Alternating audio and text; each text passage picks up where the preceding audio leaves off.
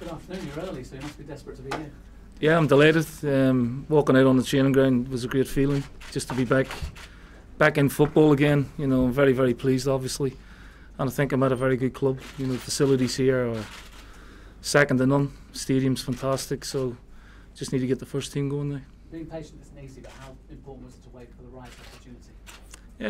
Yeah, I mean, once I'd spoken to Phil on Wednesday night, my mind was already made up. It was just a question of me trying to convince Phil and Mr. Davis that I was the man for the job. Thankfully, that went well over the weekend, and here we are. It's been a pretty hectic few days, but that's to be expected when you move club. I mean, the facts are bottom of the championship with just the one win and not a wiggle room when it comes to money. What makes it appealing to you and so that I want to take this on? Well, I think we've got good players here. And as I've touched on already, the structure and infrastructure of the club is fantastic. It's got everything you need for Premier League football, never mind Championship football. And I know, you know, a certain amount of the players because I had an eye on them myself in my time at Celtic. So I'm looking forward to working with them and just instilling a little bit more self-belief in them, because at the minute, obviously, with results being the way they are, the confidence is slightly low. What was the move like this morning? Because you have players involved that haven't been involved in the first team for quite some time, so you've obviously given everybody perhaps a bit of a fresh start. Yeah, it's a clean slate, you know. I said to the players beforehand, look, if you've played well under Dougie, you know, just keep going in the same vein. And if things didn't go so well for whatever reason, then, you know, it's a clean slate, fresh start, so, you know, it's up to you. Do you look at them as a set of players that should be doing far better than they're doing? Simply, as you say, because you know some of them. Yeah, but you know the reality is they're not.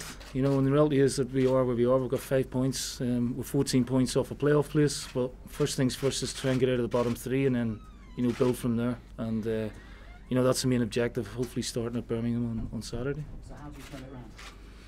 That's $1 million question. You just try and instill confidence.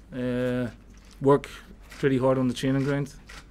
And be patient. We'll need a bit of patience as well, because you always need patience when you come into a new job. But we've got 35 games, that's the season in some countries, so we've got plenty of time to get things right. You've got familiar faces alongside you with Johan and Gary. Johan in particular, how important with him being a defender and this team leaking goals like they have? Well, I mean, that was a speciality, you know, with Celtic, with a decent defensive record over the piece. You know, we did quite well in Europe at times, and Johan certainly was a huge facet of that. Allied to that, he knows the game, he had a great career, and you know he's a good buffer for me as assistant manager, as is Gary, as my first team coach. So we felt we had relative success at Celtic, and we want to bring that here now to Bolton, obviously. It sounds like Phil sold the club to you. I mean, the debt issue is a difficult issue.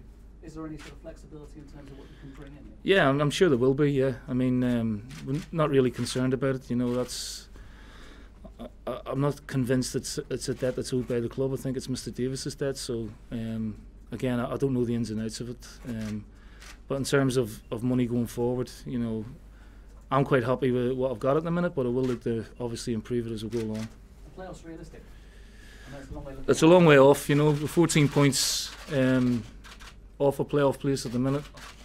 They're capable of doing it, but you know, we need to find some momentum and some consistency. Final point from here, you let us kindly do some training this morning. You took some hats off people and put a hat on. Was that because you were cold? I was cold, yeah, and I don't want players training in hats because they don't play football in hats. It's just a little thing, you know. Once they get running around, they seem pretty warm, you know. So, I mean, training was great, and the atmosphere around the training ground was very good, and the response I got from the players was excellent. So, you know, all in all, it's been a pretty good day. Thank you. Neil, how much of the board here at Bolton said what they want to bring from you from Celtic, whether it's the results you had, success you had in the transfer market and so on? What have they told you they want you to bring down?